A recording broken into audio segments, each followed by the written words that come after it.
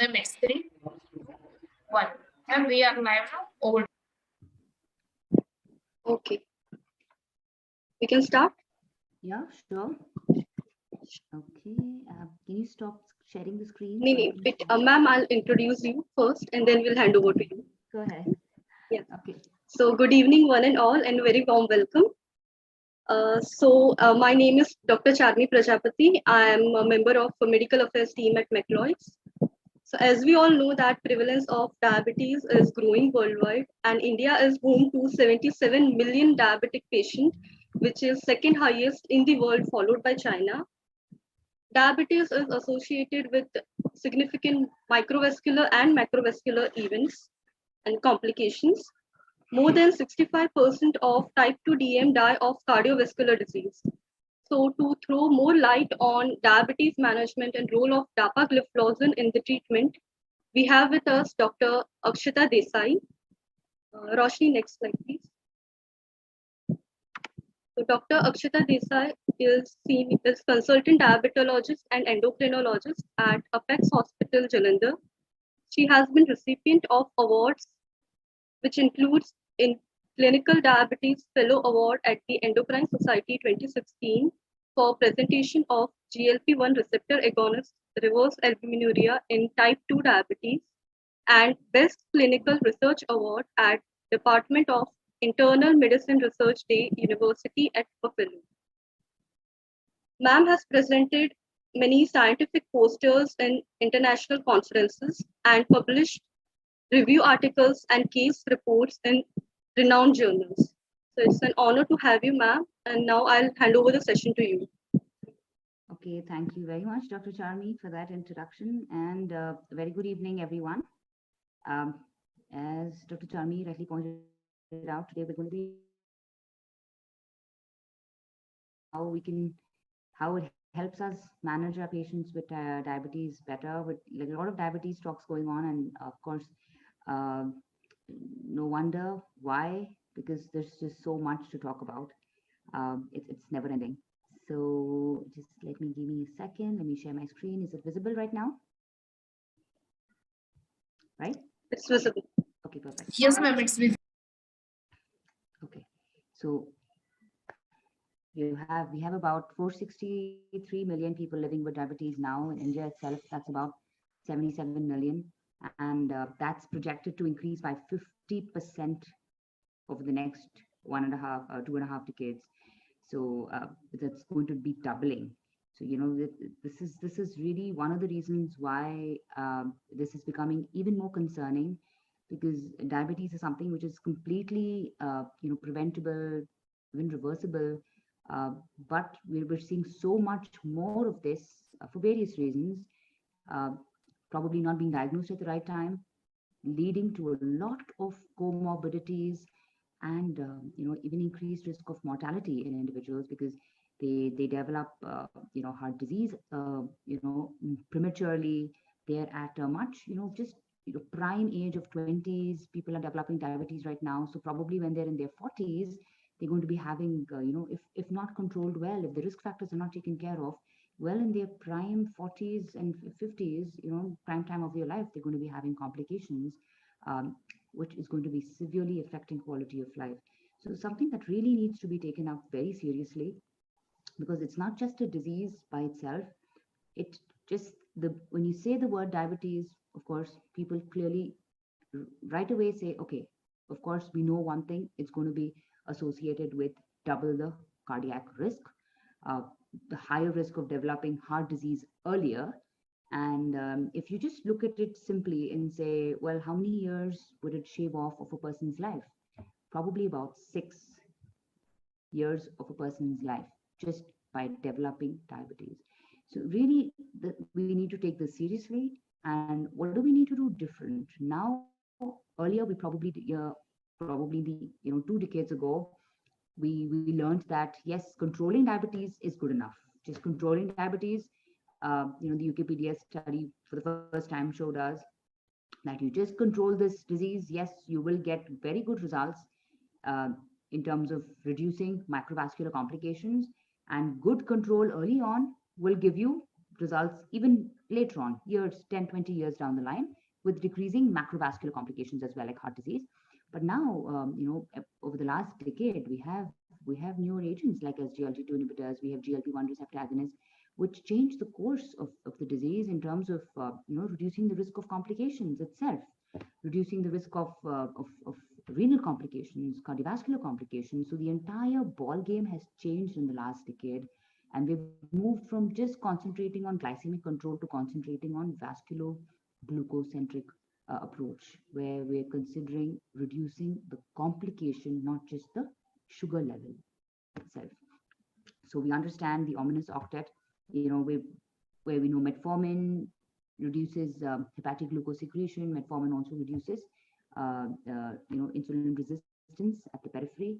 We have the incretin-based drugs, which have glucose-dependent insulin secretion, and they also suppress glucagon level. We have the incretin effect, which also reduces lipolysis. We have the neurotransmitter dysfunction that is treated by that as well. But we have just one drug which works on the kidney, wherein in diabetes, there is a kidney defect where increased amount of glucose is reabsorbed. So the SGLT2 receptors that we'll talk about in a bit are, their expression is increased by about 30% in patients with diabetes. So they are, the blood sugars are already on the higher side, but how the kidney adds to it is by reabsorbing even more blood glucose. So glucose is excreted and even more of it is being reabsorbed back rather than being thrown away. So SGLT2 inhibitors are the only drugs which act on this particular defect and thereby help us at any course in diabetes, whether early, middle, or late. So we have a host of medicines that have been available in the for the last many decades. We have sulfonylureas, meglutides, we have picoanides, we have thiazolidinediones, DPP4s, and alpha glucosidase inhibitors. But really, we apart from GLP-1 receptor agonists, which have shown us significant benefit in terms of cardiorenal risk reduction, we really haven't had any oral drugs till about a couple of years ago, which have shown us cardio protection and renal protection, not just safety. So that brings us to where we place OADs in the current guidelines. So if we look at the current guidelines, they're slightly different, and you must have heard this many times already. They're not A1C based anymore, like the previous guidelines used to be. A1C of so-and-so, add 3 drugs. A1C of so-and-so, add so many drugs. No. Now it's, yes, metformin is first line, agree. But what do you need to include for after that depends upon the patient's profile. So if cardiovascular disease predominates, or if cardiovascular risk factors predominate, which are age more than 55 years, coronary artery disease, carotid artery disease, more than 50%, or left ventricular hypertrophy, yes, this person is at high cardiovascular risk. And preferably, we can use either an SGLT2 or a GLP-1 receptor agonist with proven benefit. If heart failure predominates, or if there is CKD, yes, we need to use an SGLT2 inhibitor in our toolbox. Now, if we have to reduce hypoglycemia because there is risk of hypoglycemia, then we could use any of the incretin-based therapies, DPP4 or GLP, or we could use SGLT2, or we could use thiazolidinedione.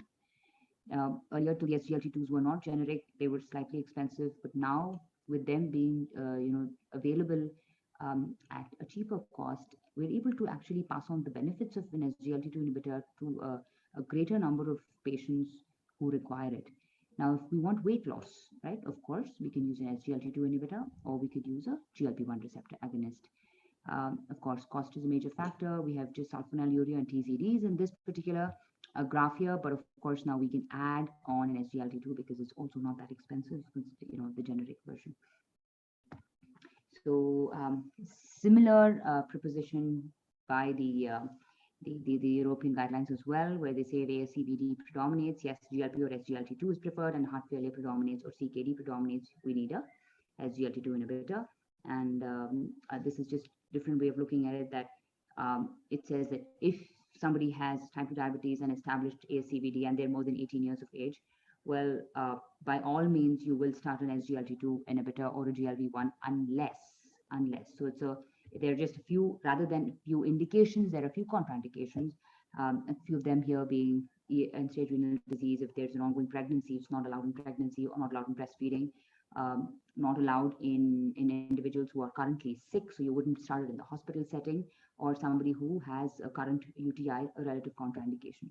So otherwise, yes, you would, it's indicated to that extent that only in these contraindications will you not use it. So now going on and seeing how they fare in terms of glycemic control and beyond. Let's see. Looking at how the kidney is involved in regulation of glucose homeostasis. So how's the kidney involved? One, the kidney continuously produces glucose and puts it out in the circulation. So it's one of the organs that uh, has the work of gluconeogenesis apart from the liver. Now, which is why sometimes in chronic renal disease, there is hypoglycemia because there is decreased gluconeogenesis at the level of the kidney. Now, there's also, of course, uptake of glucose for the kidney's own energy needs. It takes up glucose from the system. And the third and probably the most important, which we are going to be using with our SGLT2 inhibitors, is reabsorption of glucose into the circulation from the GFR to conserve glucose. So almost all, all of the glucose that is filtered on a normal basis, which is about 180 grams, that is filtered on a daily basis per day. Almost in a normal condition, almost all of it is reabsorbed by the kidney. Almost all of it through the SGLT2 inhibitors to be able to conserve the glucose in the body. So the renal threshold then is at what level does glucose start spilling into the urine? It's about 180 milligrams per deciliter that glucose starts spilling into the urine. And when you have type 2 diabetes, that threshold is slightly gone up a little bit. It becomes about 220 when glucose starts spilling into the urine. Now, when you use an SGLT2 inhibitor, what happens here is that is brought down all the way to 80. So anyway, your blood glucose goes above 80 milligrams per deciliter, it is spilled out in the urine. So by just changing the renal threshold right there, we're able to control the blood glucose levels by causing glycosuria. So to understand this better, let's understand how the SGLT2 receptors are placed in the kidney itself. So this is a picture of the glomerulus and the nephron, single nephron. So here we see the proximal convoluted. So in the proximal segment and the distal segment, this is where the SGLT1 and the SGLT2 are placed. So almost 90% of the glucose is reabsorbed by the SGLT2 receptors, and about 10% is reabsorbed by the SGLT1 receptor. And so together they actually make up for about 100% of the glucose reabsorption. And when they are inhibited, what happens is all of that glucose continues to flow into the tubule out into the urine. So it is not reabsorbed back into the bloodstream, but it is put out in the excreted into the urine. So by doing this, how does it actually help? One, of course, there is glucose being excreted, of course, not going back into the bloodstream. One. Second, there's also, along with glycosuria, there's a good amount of natriuresis that's also going on. Now, how does that change everything? That changes quite a bit, because when there is sodium coming out into the when there is natriuresis going on, what happens is there is a good amount of sodium reaching the macula densa. So sodium reaching the macula densa, there is a clear instruction given to the body that there is enough volume coming in. So with that, what happens is there are messages sent across through to the afferent arteriole to constrict. Now to constrict, so that now vasoconstriction at the afferent arteriole decreases the glomerular intraglomerular pressure, and just decreasing the intraglomerular pressure will prevent the nephron from overfiltrating or hyperfiltrating, which is one of the first stages of chronic kidney disease. The first stage, way that the glomerulus is affected in diabetes is hyperfiltration, where the GFR increases. So the glomerulus hyperfiltrates, the eGFR increases, and what happens is over time, this nephron is overworking, glomerulus is overworking, gets burnt out. So just by making the glomerulus work as much as it should, we are able to preserve the GFR by making single nephrons, by saying saving single nephrons, we're able to preserve the GFR of the entire kidney for a longer time by using an SGLT2 inhibitor.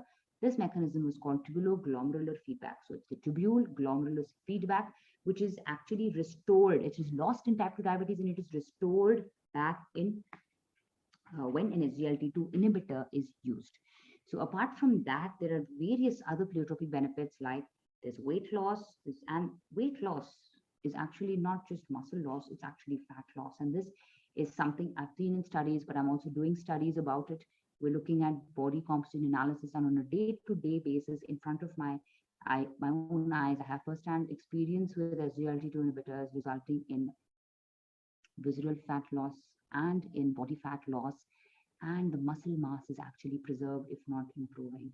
So that is very encouraging for me, because I was always wondering if it was the SGLT2 inhibitors resulting in weight loss, what was the patient losing? Was they losing fat, muscle? No, they're losing mostly fat, and actually they're able to gain muscle. So it's very encouraging phenomenon there.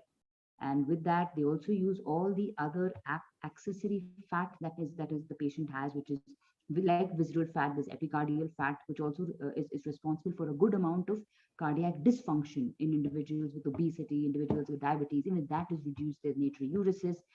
Through that, there's decreased plasma volume, and there's decreased arterial stiffness, better effect on the blood pressure, better uric acid levels.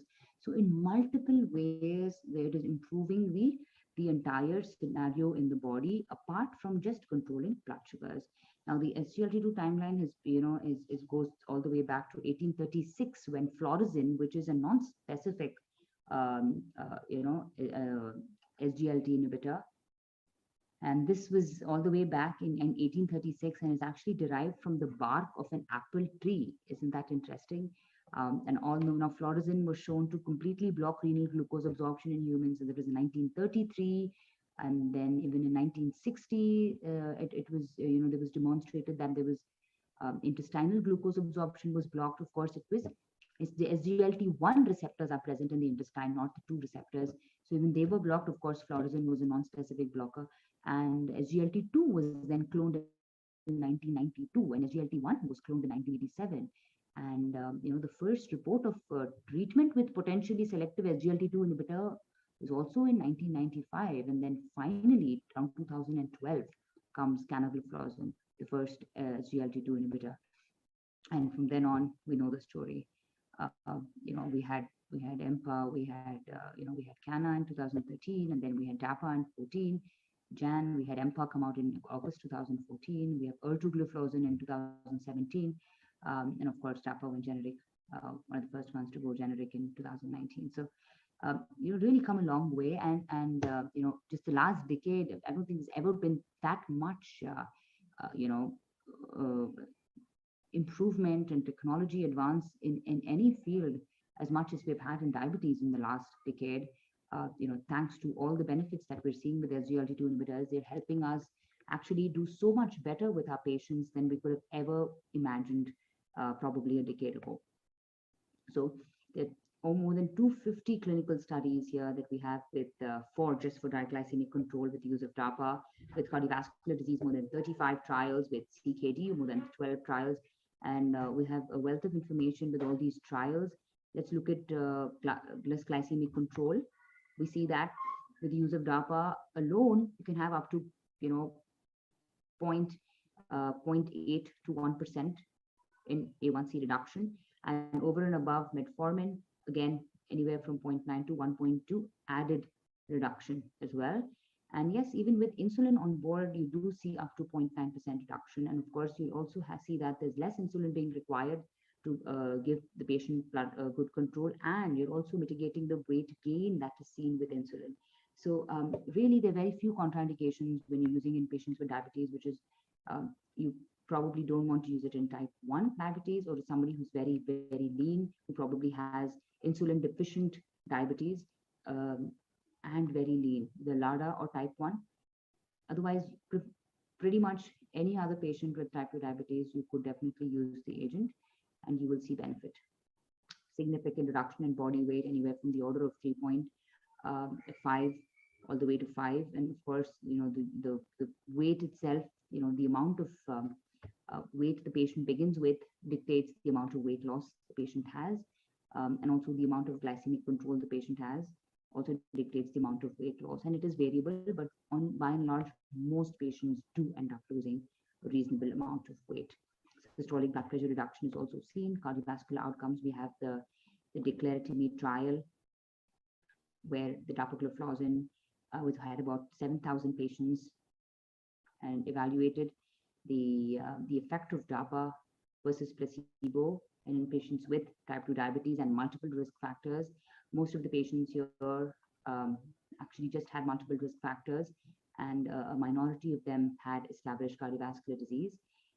This was a study which lasted about 4.2 years, and what it showed was there was a significant 17% reduction in the primary outcome, which was a composite of cardiovascular death and or hospitalization for heart failure, mostly driven by a reduction in hospitalization for heart failure. And there was also significant reduction in renal outcomes to the order of about 24%. Now we have a real world study, the CVG Real Nordic study, which was about 40,000 patients, where they compared SGLT2 inhibitors, primarily dapagliflozin, with DPP4 inhibitors, with regard to risk associations with major adverse cardiovascular events and hospitalization for heart failure, atrial fibrillation, severe hypoglycemia, and this was done in a real world setting. And what this study shows is that the dapagliflozin was associated with lower risk of cardiovascular events, all-cause mortality, as compared to DPP4 inhibitors. And this was a real world setting in a broad group of patients with type 2 diabetes. So if you had the option of over and above metformin and you were thinking of a second drug, and this was just patients who had type 2 diabetes, garden variety, not particularly those with heart disease.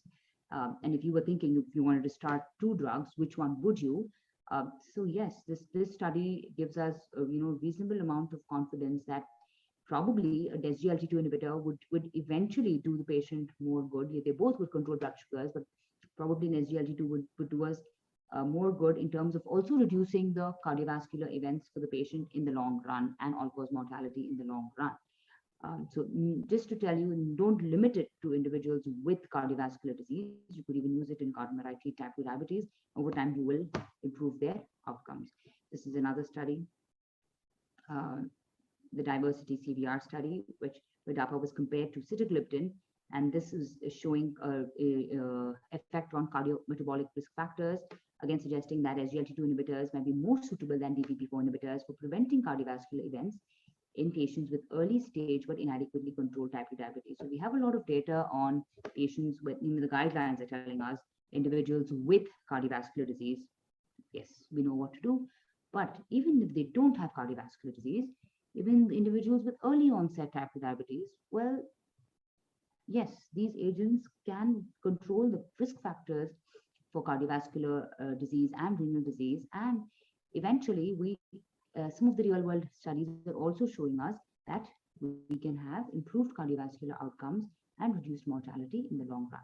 So what about CKD outcomes? We have the DAPA CKD study here with about 4,000 patients. This was people with real CKD, where the GFR was, most of them had a GFR in the 40s, and most of them had macroalbuminuria with a mean albuminuria here to the order of about 950. So all of them had macroalbuminuria with GFR in the 40s.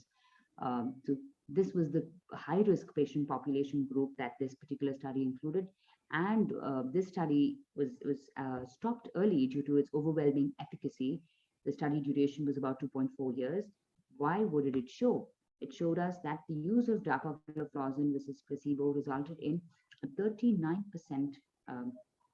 reduction, overwhelming 39% reduction in the primary composite outcome, which is sustained decline in GFR for at least 50%, end-stage renal disease or death from renal or cardiovascular causes, much lower with dapagliflozin as compared to placebo. There was also reduction in composite of death from cardiovascular causes or hospitalization from heart failure, reduction in hospitalization from heart failure, and also significant reduction in almost to the order of 31% reduction in all-cause mortality.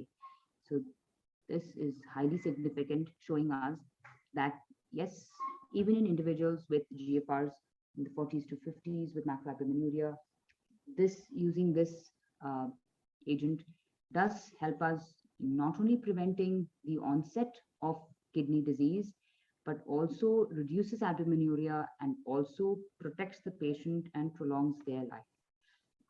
So we look at the different SGLT2 inhibitors and compare them. We see that by and large, they're almost similar in terms of their A1C reduction potential, be it Cana, DAPA, or empagliflozin. And even the amount of efficacy that's offered over and above with metformin sulfonylurea is by and large comparable between the different agents. So if we look at the basic characteristics of the different drugs as well, and with the outcomes, we can see that we have three different studies here. We have EMPA-REG, we have Canvas program, and we have the Declare-to-Me. They can't compare them head to head because the study populations are extremely different. With EMPA-REG, it was 100% individuals, almost 100% individuals with cardiovascular disease. So high-risk population, you would expect to see greater benefits of the drug. With Canvas program, there were about 66% individuals with cardiovascular disease, and in Declare-to-Me, there was just about 41% patients with cardiovascular disease. So the vast majority had just multiple risk factors. So different patient populations, but the studies have shown us that empagliflozin reduces both cardiovascular death and reduces 3-point MACE. Canagliflozin reduces 3-point MACE, and dapagliflozin showed us a reduction in the composite of all-cause mortality and hospitalization for heart failure, mostly driven by hospitalization for heart failure. I'm sorry, it showed us a reduction in the composite of cardiovascular death and hospitalization for heart failure, which was mostly driven by hospitalization for heart failure. Ortugliflozin, on the other hand, despite in the VERTIS-CV trial, despite having a very high-risk population, failed to show us any significance in reduction of mortality or 3-point MACE. However, it retained the benefit of reduction of hospitalization for heart failure. So if you look at the different agents, we have dapagliflozin in 5-dose and the 10-dose. It's dosed once daily and should not ideally be initiated based on the prescribing information and anybody with a GFR of less than 45. But now with the recent guidelines, they say up to 30 you can use it. Canagliflozin 10, 100 to 300, again once daily. The 100 dose can be used up to 45, but the above 60, but the 300 can only be used above 60. Empagliflozin is 10 to 25 with an eGFR of about 45 to 60. Wouldn't do started with less than 45. Empagliflozin is not available here. So if we really look at the big picture, we understand that that SGLT2 inhibitors really give us everything that we want from a drug in patients with diabetes.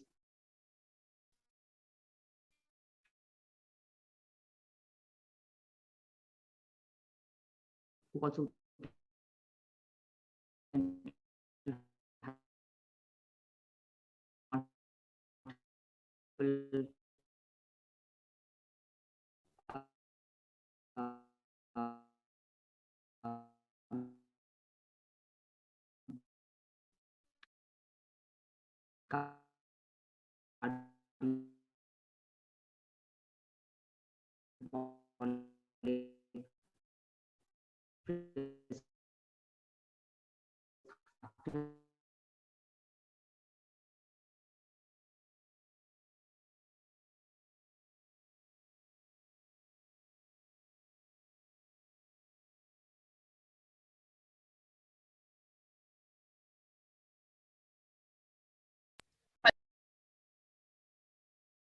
Hello, Tarmim.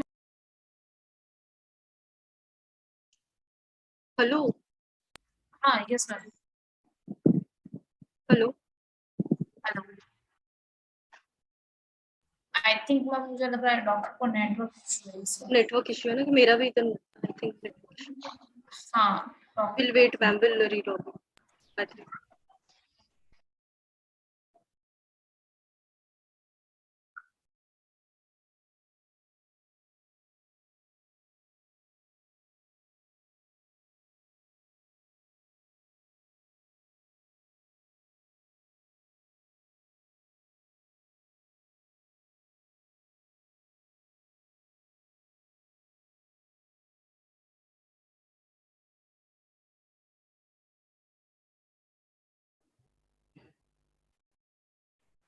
Yeah, I think I lost my connectivity.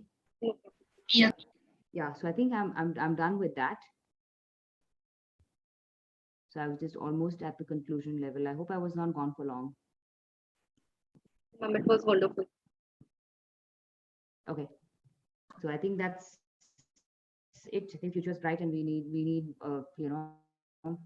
just have to wait for more and more data coming through, flowing through, so we can really make maximum use of this particular agent. So I'll stop there. Do we have any questions or anything? I'll check in the chat box if Yeah, there are. please do.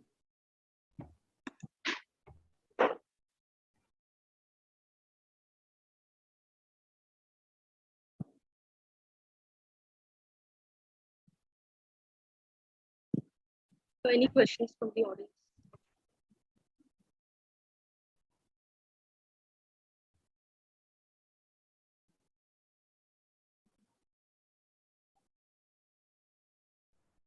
No, ma'am. I think there are no questions.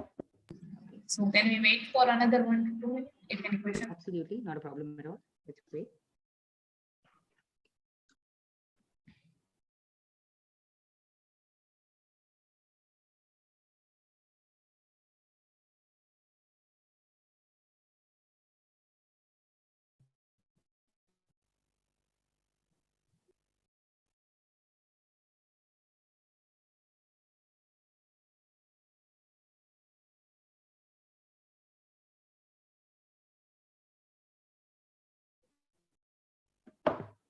Is this like a recording that's being telecast? Something like that?